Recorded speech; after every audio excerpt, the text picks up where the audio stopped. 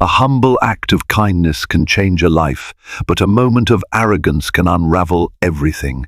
It all happened one stormy evening at Hartsfield-Jackson Atlanta International Airport, where a flight attendant's simple choice to assist or ignore an elderly black woman brought to light the true power of human decency. Little did anyone realize that this unassuming passenger held the key to the entire future of that bustling airport. In the midst of delayed flights, tense tempers, and whispered judgments, a single interaction would spark a chain of events unlike anything the travelers and staff had ever witnessed, shaking the airline industry to its core. Hartsfield-Jackson Atlanta International Airport was more than just a travel hub. It was a city in itself. On any given day, thousands of people hurried through its corridors. Some were business travelers clad in suits and toting heavy briefcases. Others were excited families heading off on vacations. Then there were those who traveled alone, quietly sipping coffee and reading newspapers at small cafe tables, patiently waiting for connecting flights. On this particular evening, the entire airport seemed on edge. Outside, grey thunderheads roiled, and the forecast called for bouts of severe weather. Flight delays popped up on the digital displays faster than airport staff could update them. Passengers grumbled at the service counters, demanding rebookings and hotel vouchers. Tired staff members dealt with complaint after complaint, each more frustrated than the last. In Concourse E, near a row of gates serving transatlantic flights, a subtle tension buzzed. Among the airline employees scurrying about, a young flight attendant named Harriet Archer stood out. Harriet was tall, poised, and always had her hair in a perfect bun. She exuded a sort of presence that, on a good day, could be considered confidence. But on a bad day like this one, her demeanor bordered on arrogance. Some who encountered her might label it professional pride. Others perceived it as a full-blown superiority complex. She was the kind of person who adhered strictly to the letter of company policies, often forgetting the spirit of hospitality hidden behind them. As Harriet made her way down the jet bridge for her next flight, she sighed. The flight was bound for San Francisco, already delayed 3 hours. With the weather outside turning menacing, she expected even more setbacks. Passengers would be crabby. She'd have to handle them with a forced smile. She'd cultivated that smile over several years, perfected it, in fact. Yet on this evening, the cracks in her composure began to appear. A trifecta of personal annoyances gnawed at her: the claustrophobic humidity in the jet bridge, a blister forming on her heel, and an unresolved argument with her fiancé that morning. Despite her best attempts to mask them, these small stresses coalesced into an undercurrent of simmering resentment. Passengers queued up, inching down the narrow aisle of the airplane. Some clutched pillows, others clung to phone chargers. A handful asked Harriet for assistance, placing luggage in overhead bins. She helped them, albeit with the faintest roll of her eyes. She had a job to do, after all, and not everyone could handle even moderate physical tasks. Still, every small request chipped away at her patience. Then, at the end of the line, came an elderly black woman, stooped slightly with age, wearing a neat burgundy coat and clutching a small duffel bag. Her hair was grey, done up in intricate twists, pinned at the back of her head, and she wore large, pearl-like earrings that quietly announced her refined taste. A silver cane complemented her attire. Her face carried the warmth of 1,000 gentle smiles. She was leaning on the cane, inching her way forward with caution, as though each step represented the last mile of a long journey. Harriet caught sight of this woman and her brow furrowed. Another passenger who'd need special attention, Harriet thought. Another request to stow the bag overhead or assist her to her seat. That was Harriet's job, of course. Yet, on this particular evening, Harriet was in no mood for it.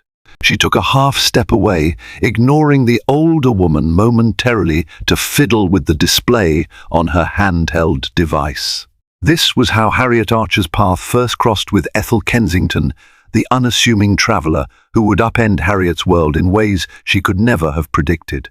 Born and raised in suburban Atlanta, Harriet Archer had fallen in love with the allure of flight from a young age.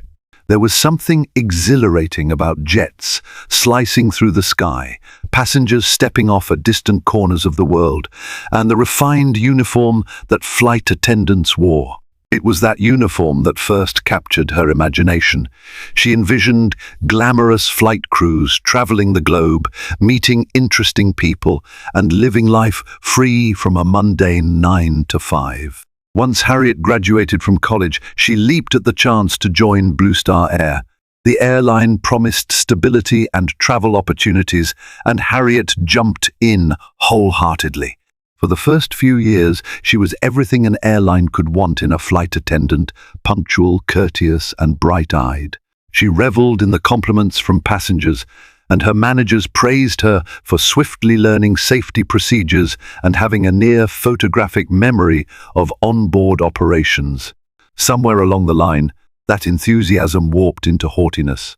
Harriet started to see the job less as a public service and more as an opportunity to demonstrate superiority. She walked the aisles with an aloof air, as though her uniform rendered her a figure of authority that mere passengers should not trouble with petty requests. It was subtle, but the difference didn't go unnoticed. Her friends, if Harriet still had many, might have gently told her she was drifting away from the compassionate dreamer she'd once been. Instead, Harriet often kept to herself, distancing from camaraderie. She had a fiancé, Greg, a pilot in training whose schedule rarely aligned with hers. Their relationship had grown tense, primarily due to Harriet's insistence on being in control. She was used to giving orders on planes. In her personal life, she expected the same. When Greg resisted, Harriet became resentful. That morning, they'd quarreled about wedding expenses. Harriet wanted a grand celebration. Greg wished to keep things modest. Her anger lingered all day. When Harriet arrived at the gate that evening, she was already on the edge. Airline staff recognized the look on her face, an irritated readiness to lash out at any traveler who might cross a boundary. One of her colleagues even pulled her aside, whispering, "Take it easy tonight. The storms are going to give us enough trouble." Harriet only responded with a tight smile and a nod, aware that any confrontation would be unprofessional.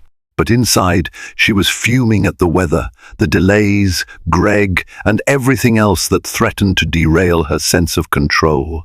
Ethel Kensington was well into her 70s, but she carried herself with a quiet grace. The lines on her face told a story of many chapters, hard-won successes, heartbreak, and wisdom that only time could yield. Although her pace was slow, her eyes shone with youthful curiosity, as if she found wonder in the simplest things.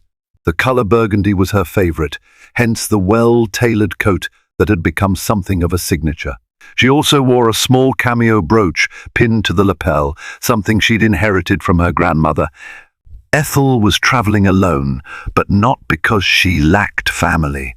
In fact, she had 3 grown children scattered across the country. One lived on the East Coast, another in the Midwest, and the third, Teresa, who happened to be the youngest, resided in San Francisco. Ethel adored Teresa and visited whenever she could. Despite her wealth and influential connections, Ethel often chose to navigate airports incognito, refusing any special treatment. Most would never suspect the extensive portfolio of properties, businesses, and shares in major corporations she possessed. If pressed, she'd confess with a laugh that she liked to keep her secret life a secret. Her wealth had begun with a well-timed real estate purchase decades ago. Over the years, she expanded her holdings, investing in everything from technology startups to transportation infrastructure. One of her largest stakes, though not well known publicly, was in the very airport that bore the name Hartsfield-Jackson. She was, effectively, a major investor whose voice carried significant influence. But to the casual observer, she was a sweet grandmother traveling to see her daughter. Stepping aboard the plane with her cane in one hand, Ethel felt the usual swirl of emotions.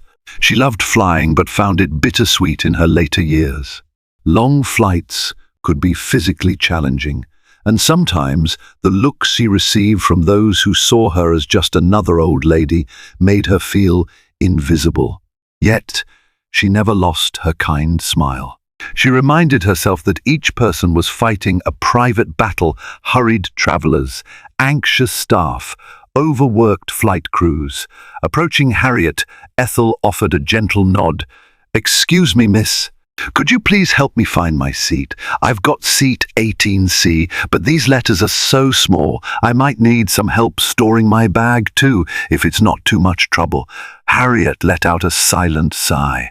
She scanned the older woman, noting the cane, the request, the potential that this could be a drain on her last nerve. But Harriet's professional instincts kicked in. She offered a polite, albeit curt, response. "Certainly. Right this way." She marched down the aisle, quickly pointing to the row. "This is row 18. Aisle seat should be labeled right there." It was a minimal gesture. She didn't take Ethel's bag. She didn't stand around to ensure Ethel was seated safely. She simply pointed out the seat and said, "Take your time." Then Harriet pivoted away to tend to other tasks, leaving Ethel to manage as best she could. Ethel gently set her cane against the seat and tried to hoist her small duffel bag into the overhead bin. It was heavier than she expected. It contained not just clothes but gifts for her grandchildren. She tugged and tugged, leaning her weight into the effort. A wave of embarrassment washed over her as she struggled. She wasn't as strong as she used to be. Sensing Ethel's plight, a kind passenger seated across the aisle jumped to his feet.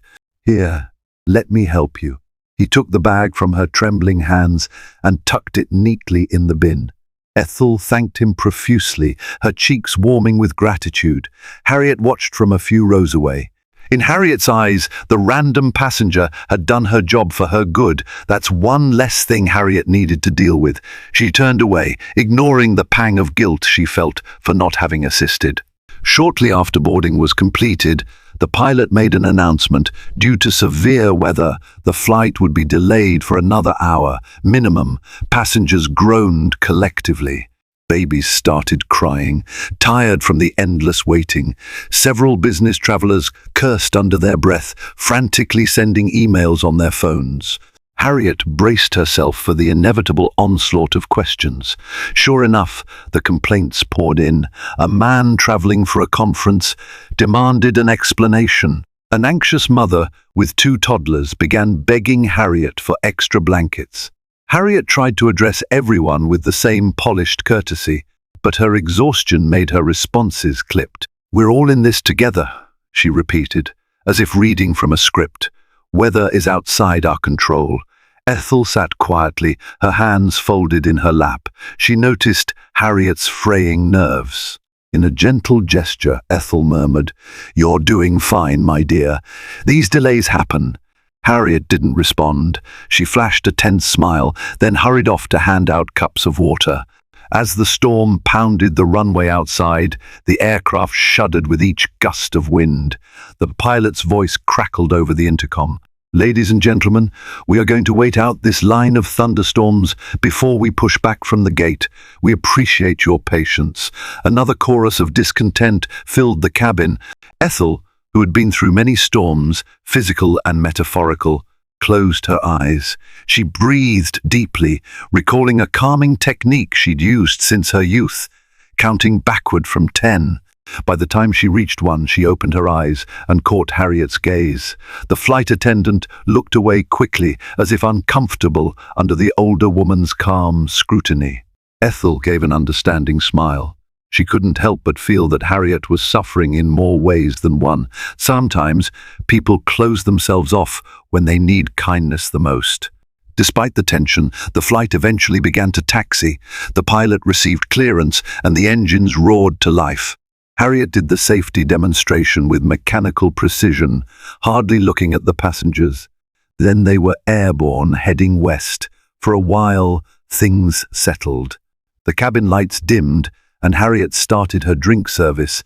She offered plastic cups filled with soda or water. Some took alcoholic beverages, hoping to ease the frustration of the delay. When Harriet reached Ethel's row, the elderly woman requested a simple cup of tea and a packet of sugar. Harriet rummaged in her cart, frowned, and said, "We're out of sugar packets. We only have sweetener." Ethel politely asked, "Could you please check one more time? Sometimes they're hidden behind the napkins." Harriet sighed, yanked up a stack of napkins, and revealed several packets of sugar. She handed one to Ethel with a forced smile, not bothering to hide her annoyance. Ethel, unoffended, thanked her. Then Harriet moved on, continuing down the aisle. The flight cruised smoothly for the next hour.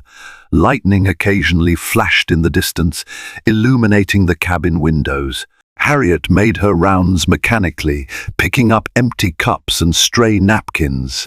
She was focused on finishing her duties quickly, wanting to retreat to the galley to rest. Each forced smile felt heavier than the last. The relentless demands of flight attendants' life, placating each passenger's smallest need, felt suffocating to Harriet tonight. Suddenly, an announcement from the cockpit shattered the calm. "Ladies and gentlemen, it seems we're encountering a patch of turbulence ahead. Please fasten your seatbelts." The plane rattled like a child's toy. Harriet grabbed the overhead compartments to steady herself. Some passengers gasped, while others gripped their armrests. Ethel, who sat near the front of the economy section, had begun to look quite pale. Harriet noticed the color drain from the older woman's face. Ethel pressed the call button, the overhead light flashing amber. Harriet tried to remain composed as she hurried to Ethel's seat. "Are you feeling all right?" Harriet asked in the most even tone she could manage. "I'm feeling a bit dizzy," Ethel said quietly, pressing a hand to her chest. "It happens sometimes when the turbulence is strong." Harriet sighed, her frustration mounting. "We're in a rough patch of air. The pilot will stabilize us soon," she responded mechanically. "We do have to remain seated with seatbelts fastened. I'll check if we have a sickness bag you can use. Could you just help me breathe slowly?" Ethel asked, voice trembling. "Sometimes it helps if I hold onto someone's hand. I feel like I might faint." Harriet took a quick glance around. Other passengers were wide-eyed with concern. Some undoubtedly expected Harriet to offer immediate comfort. But Harriet's mind darted to the safety manual. She had responsibilities, yes, but her instructions specifically said that during turbulence, flight attendants should remain seated to avoid injury. "I'm sorry, but we can't be out of our seats right now," Harriet said, forcibly polite. She pulled a motion sickness bag from the seat pocket in front of Ethel and thrust it toward her. "Here, try to breathe slowly. We'll be out of this patch soon." Ethel's lips quivered. She clutched the bag, but her hand trembled. Harriet's refusal stung her more than the turbulence. She'd only asked for a hand to hold, nothing more. Harriet, though, found the request burdensome, an inconvenient demand to calm an elderly passenger during a chaotic moment. She quickly moved to her jump seat as the plane lurched again, leaving Ethel to manage alone. The moment was brief, yet painfully telling. A wave of disappointment coursed through Ethel. She wasn't resentful. Rather, she was hurt. She thought of the times she'd offered help to strangers throughout her life, whether financially or emotionally. Her philanthropic work had been a hallmark of her later years. It was not that she expected payback, but she was taken aback by how cavalier Harriet was, especially towards someone of her age. Ethel steadied herself, inhaling and exhaling slowly, as she'd done countless times before. She repeated to herself that the flight attendant was likely stressed, overworked, and burned out. Yet the sting lingered. After a harrowing stretch of turbulence, the flight smoothed out. The pilot's voice announced, "We've passed the worst of it," prompting sighs of relief throughout the cabin. Harriet resumed her duties, avoiding Ethel's gaze as she passed. When they finally touched down in San Francisco, the passengers filed out into the terminal. The storm and subsequent delays had made them late by nearly 3 hours. Exhaustion emanated from them like a collective sigh. Harriet's shift was scheduled to continue onto a red-eye flight back to Atlanta, but the disruption to flight schedules threatened her connection. As Harriet scurried through the terminal, she spotted Ethel again. This time, Ethel was sitting on a bench near baggage claim, cane in hand, looking around curiously, as if searching for something or someone. Harriet averted her eyes, not wanting to risk any more requests for help. She had no interest in coddling the old woman. Harriet kept walking, confident she would not see Ethel again. But fate had other plans. The next day, Harriet's schedule placed her on standby at Hartsfield-Jackson Atlanta International Airport. The storms had wreaked havoc on flight itineraries, so the airline needed additional staff ready to cover unplanned flights. Harriet, still cranky and worn out, trudged through the massive concourse. She grabbed coffee at a small kiosk and found a seat in one of the waiting areas designated for airline employees. As she sipped her coffee, Harriet glanced up. There, leaning on the cane, wearing the same burgundy coat, stood Ethel Kensington once again at the airport, talking quietly with a different flight crew.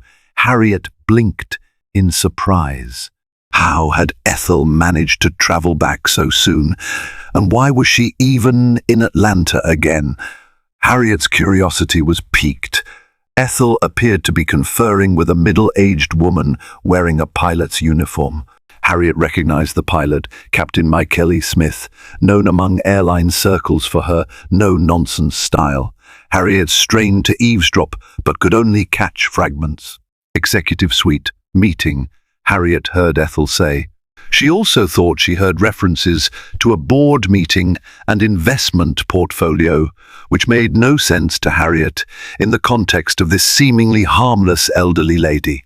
Although Harriet tried to ignore the scene, she couldn't resist her curiosity.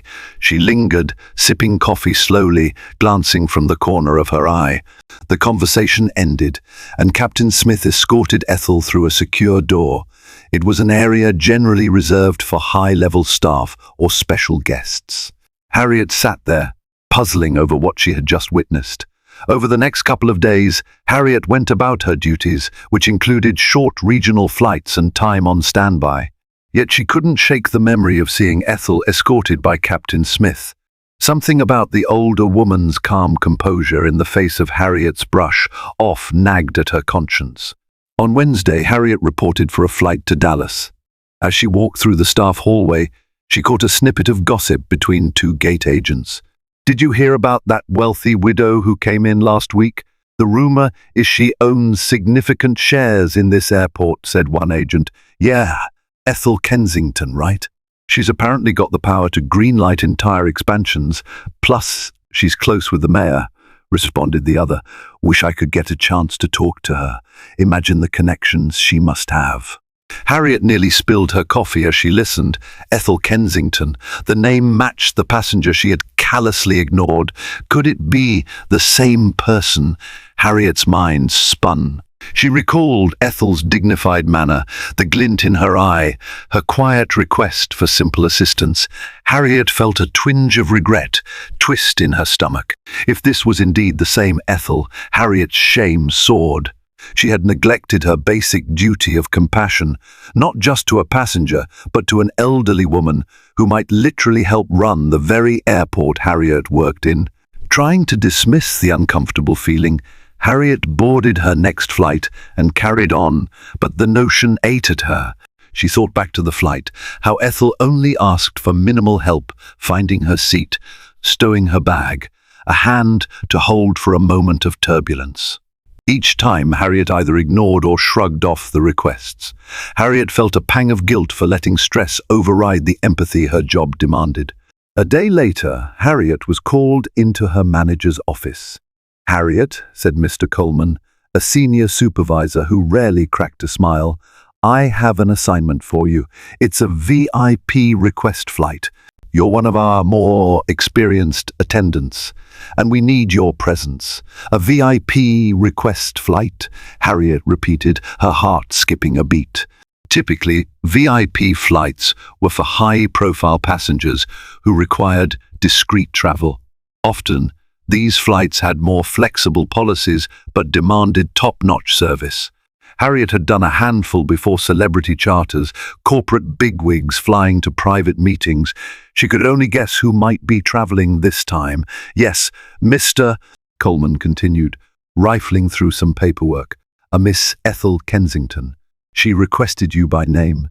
He paused to watch Harriet's expression, which flickered from curiosity to alarm. She what?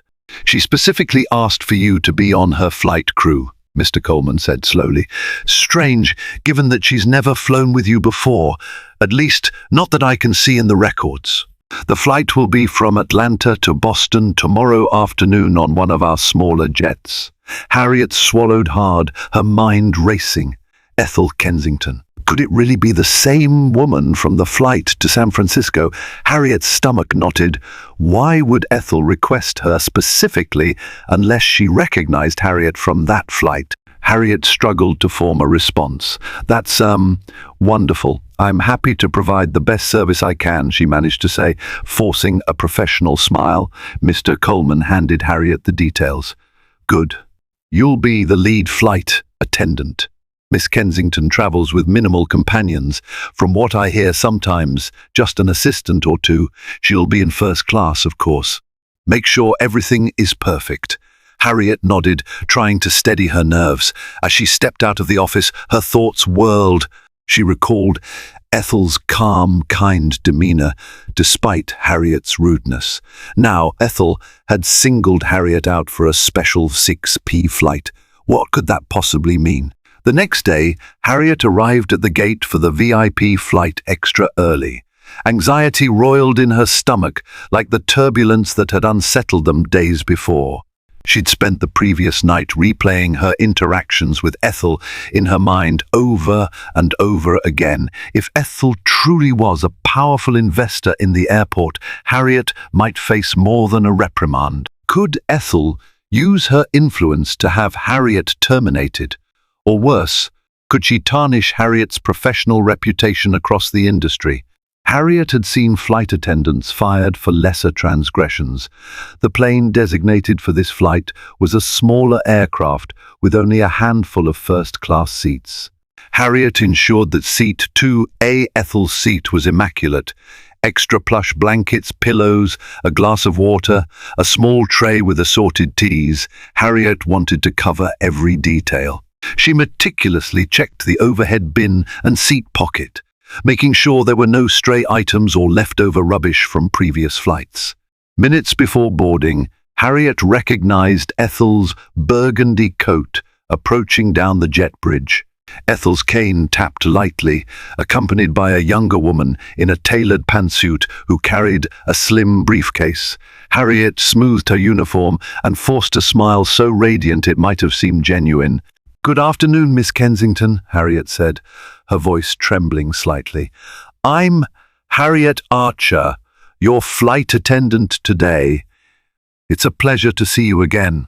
The greeting was rehearsed, but Harriet infused it with as much sincerity as she could muster.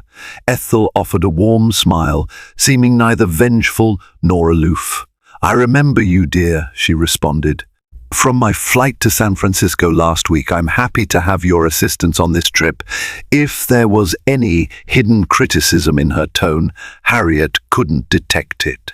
Ethel's eyes glowed with the same gentle kindness, Harriet recalled, and it made Harriet feel both relieved and disoriented. The younger woman with Ethel introduced herself as Dana, Ethel's personal assistant. With an elegant nod, Dana said, "I'll be sitting next to Miss Kensington. We appreciate any extra help you can provide." Miss Kensington tires more easily these days. Harriet gave a courteous nod. "Of course. I'll be right here to help you both." She assisted Ethel to her seat, carefully taking her cane and stowing it safely in the closet, then placed Ethel's small handbag in the overhead. Ethel sank into the plush leather seat with a grateful sigh. Dana settled next to her, opening a laptop and checking emails. As Harriet walked to the galley to prepare for takeoff, she couldn't ignore the adrenaline pounding in her veins. She was determined to make amends for her earlier behavior, even if Ethel hadn't explicitly pointed it out. Harriet planned to deliver the highest level of service imaginable, hoping to redeem herself in Ethel's eyes. The jet lifted off smoothly, banking east toward Boston. The flight was scheduled for just under 2 hours. Harriet moved about the small cabin, offering drinks and gourmet snacks. She checked on Ethel and Dana regularly. Ethel politely declined alcohol, requesting only her favorite tea, a brand Harriet had stocked specifically for VIP flights. Harriet served it with delicate precision, placing the cup on a linen doily, adding sugar cubes on the side. At one point, Harriet knelt beside Ethel's seat, a gesture of deference. "How are you feeling, Miss Kensington? Is there anything else I can do to make you more comfortable?" Ethel's brown eyes sparkled kindly. "You're very attentive, Harriet." "Thank you." She took a cautious sip of tea, savoring its warmth. Then, setting the cup down, she asked, "Do you mind if we chat a little?" The question caught Harriet off guard, but she smiled nervously. "Of course not, Miss Kensington.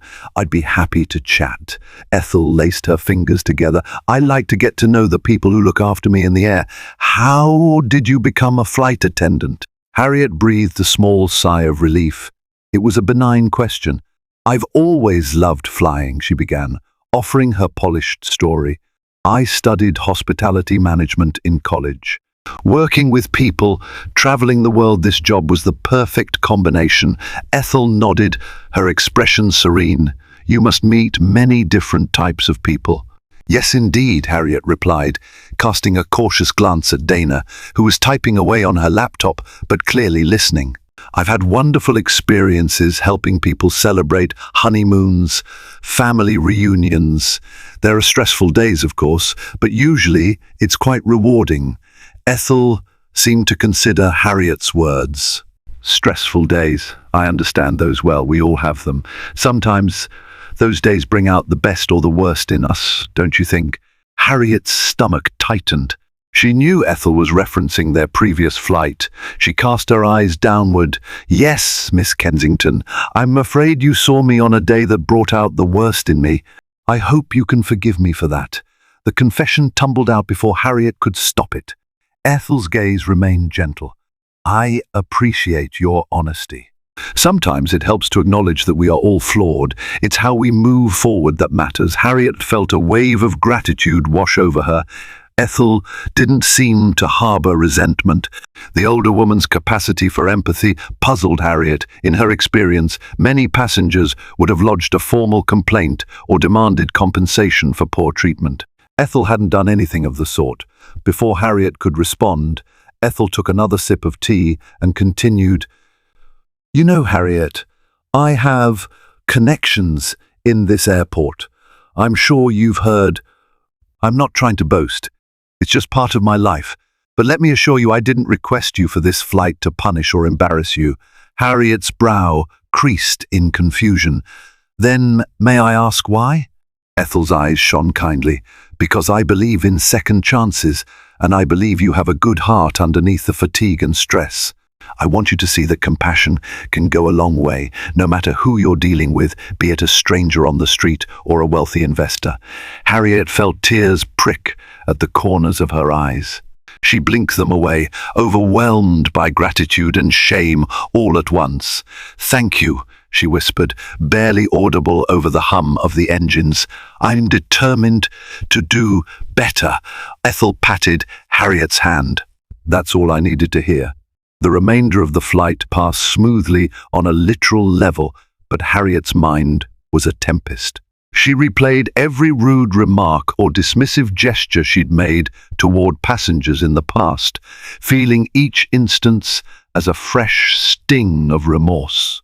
Ethel's graciousness cast those moments in a different light, revealing Harriet's behavior for what it was: unnecessary cruelty bred by impatience and stress. Upon landing in Boston, Harriet escorted Ethel and Dana off the plane personally. Although Ethel didn't use a wheelchair, Harriet called ahead and arranged for an electric cart to assist them through the long corridors. She carried Ethel's handbag, made sure Ethel had her cane, and guided them both to the VIP lounge near baggage claim. When they reached the lounge, Ethel paused. "Harriet, you've been wonderful today. Thank you so much for your help. It was my privilege." "Miss Kensington," Harriet said, a genuine smile blossoming. "I hope you have a lovely stay in Boston." Ethel nodded. "Actually, I'm due back in Atlanta soon, some pressing business. But thank you, dear." She offered her hand. Harriet hesitated, then took it gently in both of hers. The simple handshake resonated with warmth and understanding. Dana, standing at Ethel's side, gave Harriet a polite nod. "We appreciate your service. Take care." The two walked into the lounge, and Harriet felt an odd mix of relief and sorrow. She had braced herself for punishment, for a scolding, or even the loss of her job. Instead, Ethel had bestowed grace and kindness. Harriet left the lounge area feeling lighter than she had in months. Harriet's transformation wasn't immediate, but it began that day. She started smiling more sincerely at passengers, leaning in to listen to their concerns, and resisting the urge to roll her eyes at mundane requests. Her colleagues noticed the shift, and a couple of them even teased her, "What happened to Miss No-Nonsense Harriet? She's downright sweet these days." In the ensuing weeks, Harriet continued her normal schedule of flights, some domestic, some international, carrying the memory of Ethel's kindness wherever she went. One morning, she received an email from Mr. Coleman, her supervisor, instructing her to report to the executive offices in Hartsfield-Jackson for a meeting. Harriet's heart pounded as she read the message. Executive offices? That typically meant either a high commendation or serious trouble. Anxiety returned in full force. She showed up at the appointed time, wearing a freshly pressed uniform and newly polished shoes, nerves electrifying her every step. To her surprise, Ethel Kensington was there, dressed elegantly, her burgundy coat draped over an armchair. Standing alongside her was Mr. Coleman, as well as a few other members of airport administration. A faint smile tugged at Ethel's lips when Harriet entered. "Thank you for coming, Miss Archer," said Mr. Coleman, gesturing for Harriet to take a seat. Harriet obeyed, feeling the heat rise to her cheeks. The meeting commenced. Ethel explained, without fanfare, that she was part of an oversight committee invested in improving the traveler experience at Hartsfield-Jackson. "We're initiating a new program to recognize flight attendants and staff who exemplify patience, empathy, and genuine hospitality," Ethel said. "I happen to think Harriet Archer could play a crucial role." Harriet blinked in astonishment. "Me?" she asked, her voice nearly cracking. "Yes," Ethel replied. "You see, Harriet, I've observed a change in you. I requested you for that VIP flight because I believed in your capacity for growth.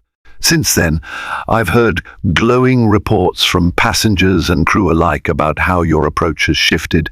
You're living proof that an individual can transform, even after a few missteps." Harriet's eyes shimmered with unshed tears. She looked to Mr. Coleman for confirmation, and he nodded, a rare smile appearing on his face. "I've seen the feedback forms myself, Harriet. Passengers mention you by name, praising your kindness and thoroughness." Warmth flooded Harriet's chest, a welcome relief from the tight coil of fear she'd carried for weeks. "Thank you," she managed, her voice trembling with gratitude.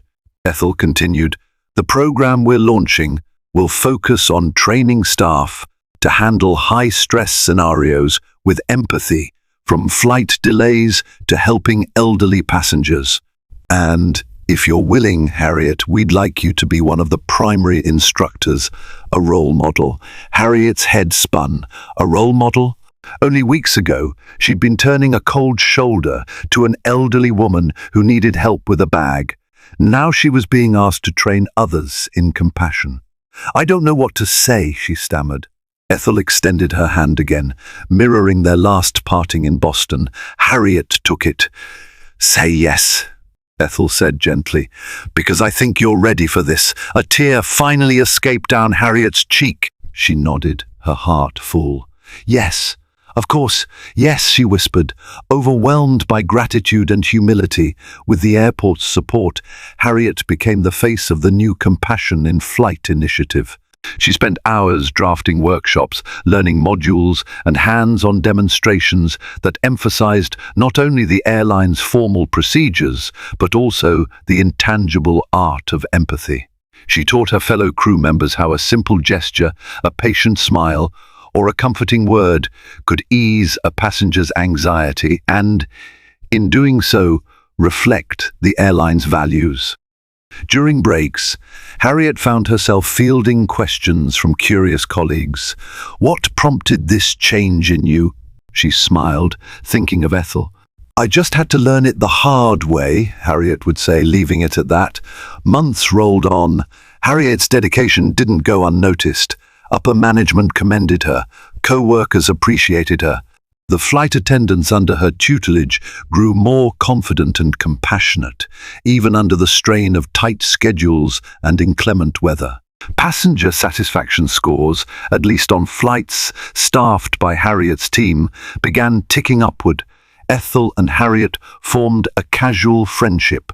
Whenever Ethel traveled, which was often she'd swing by Harriet's office in the training department, they'd chat about life, the future of air travel, and how to maintain one's sanity amid the chaos of airports. Ethel never flaunted her wealth, yet Harriet learned bits and pieces of Ethel's vast business empire. Among her many holdings was indeed a substantial share in the airport's infrastructure. Ethel kept herself involved in philanthropic endeavors and used her influence to push for improvements, not just for the wealthy or the executives, but for the people who worked every day behind the scenes. Janitors, flight crew, luggage handlers, she wanted all of them treated with respect. One late afternoon, Harriet wrapped up a training session that focused on assisting passengers with mobility challenges. She felt the satisfying ache of a job well done, but also the longing to collapse into a chair. As she gathered her teaching materials, she spotted Ethel leaning on her cane near the door, a soft smile on her face. Miss Kensington, Harriet greeted warmly. She still addressed Ethel formally, even though Ethel insisted that Harriet call her by her first name. Old habits die hard. You've been busy, Ethel remarked, glancing at the whiteboard behind Harriet. It was covered in bullet points about handling wheelchairs, stowing canes, and assisting passengers with seat belts. This is exactly the kind of training many staff members never receive, yet it's so important. Harriet nodded, brushing a strand of hair behind her ear. I realize we never really got an in-depth course on these specific issues during our initial training. We were taught the basics, but not the nuances. That's what I want to provide now. Ethel reached out and patted Harriet's arm. You're doing good work, Harriet. The first proud of you. A wave of gratitude and humility washed over Harriet. Thank you. I owe you so much for giving me a second chance, for seeing in me something I was too blind to see in myself. Ethel's smile was knowing. We all need a second chance at some point, dear. But enough about that. Are you free next week? There's a small dedication ceremony for the new passenger lounge I helped fund. I'd love you to attend. Harriet's eyes widened. A dedication ceremony. I'd be honored. Bring your fiancé too, Ethel added. Greg, right? A flush crept across Harriet's cheeks. She hadn't spoken much to Ethel about her personal life, but evidently Ethel had her ways of discovering such details. Harriet and Greg were still engaged, working through their differences. Harriet's newfound sense of empathy had spilled over into her personal life, making their relationship stronger. Yes, I think he'd enjoy that. The day of the dedication ceremony arrived. Harriet felt both excitement and nervousness fluttering in her stomach. She dressed in her best business attire, mindful of the event's importance. Greg accompanied her, looking polished in a dark suit. They arrived at Hartsfield-Jackson's new lounge area, a sleek space with plush seating, modern decor, and a small stage at one end. Ethel was already there, greeting a handful of local dignitaries and airport officials. She wore a sophisticated burgundy suit jacket that matched the flair of her trademark coat. Spotting Harriet and Greg, she waved them over.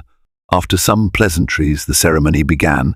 Speeches were made about the airport's improvements, the philanthropic spirit behind the new lounge, and the importance of caring for passengers of all abilities.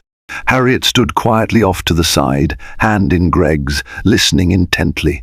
A wave of bittersweet emotion swept over her. She remembered the older version of herself, irritated, dismissive, and cold. And now she was among the people being honored for championing kindness. Eventually, Ethel took the podium. "Thank you all for coming," she started, her voice carrying a warm resonance. "I want to acknowledge someone very special who embodies the spirit of compassion that this airport aims to uphold. Not long ago, I encountered her at a challenging time in her life, a time when stress overshadowed her better angels. But since then, she has transformed, becoming not only a better flight attendant, but also a beacon of empathy for others to follow. Harriet Archer, would you please join me up here?" Harriet's pulse thundered in her ears. She walked to the stage amid polite applause. Greg gave her hand a final squeeze before letting go. Standing next to Ethel, Harriet felt an overwhelming sense of gratitude and humility. Ethel gestured to a small plaque hidden under a satin cloth on a stand nearby. "With the support of the airport administration, we've decided to dedicate this lounge to the spirit of empathy and inclusive service. We are naming it the Harriet Archer Center for Compassionate Travel." A gasp rippled through the crowd, and Harriet's knees nearly buckled. She stared at Ethel in disbelief, tears gathering in her eyes. Ethel lifted the cloth, revealing the plaque, the Harriet Archer Center for Compassionate Travel, dedicated to the unwavering belief that kindness can thrive under even the greatest pressures. In honor of a flight attendant who showed us that a change of heart can touch countless lives. Tears streamed down Harriet's cheeks as applause swelled.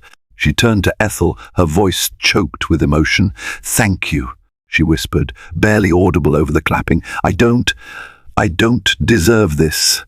Ethel's own eyes glistened. "You do," she affirmed, placing a gentle hand on Harriet's shoulder. "And more." Greg stood from his seat, clapping vigorously. Harriet saw pride shining in his eyes. Mr. Coleman, the once stern supervisor, also clapped, smiling widely. Harriet felt as though the entire airport had come together in that moment, a testament to how individual transformations can ripple outward. In the days that followed, Harriet remained somewhat in awe of how far she had come. The lounge dedication marked not just her personal redemption, but also the beginning of a new chapter in her life.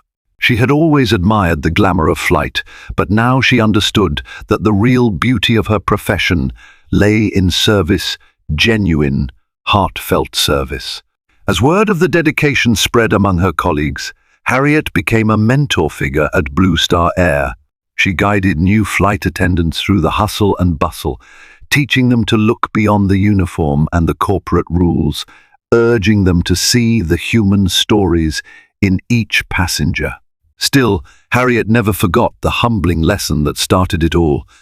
She kept in touch with Ethel, occasionally meeting for tea at that very lounge that bore Harriet's name. Sometimes they would talk about future projects, expansions, or philanthropic campaigns. At other times, they simply reminisced about the day Harriet nearly let an elderly black woman struggle alone, unaware that she was disregarding the owner of half the airport. Whenever Harriet felt her old frustrations flaring up, she recalled Ethel's gentle request for a helping hand during turbulence. That memory anchored her, reminding her that empathy costs nothing, and yet it can yield immeasurable returns. In the end, Harriet's story became legend among the staff at Hartsfield Jackson. New hires heard it as a cautionary tale with a moral center. You never know who you're dismissing or disrespecting. Arrogance can lead to shame, while kindness can open doors you never even knew existed.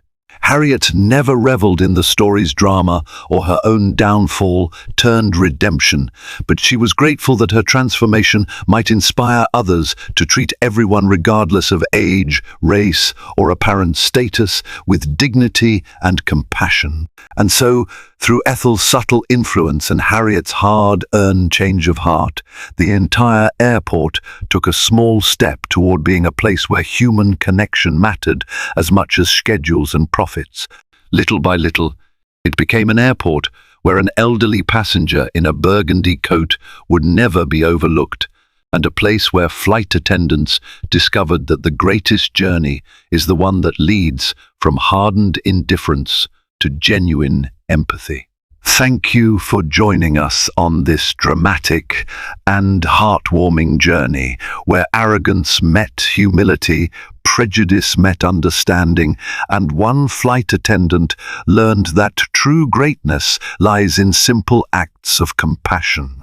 We hope you felt every twist and turn, from the tense turbulence in the sky to the pivotal moments that changed Harriet's heart forever.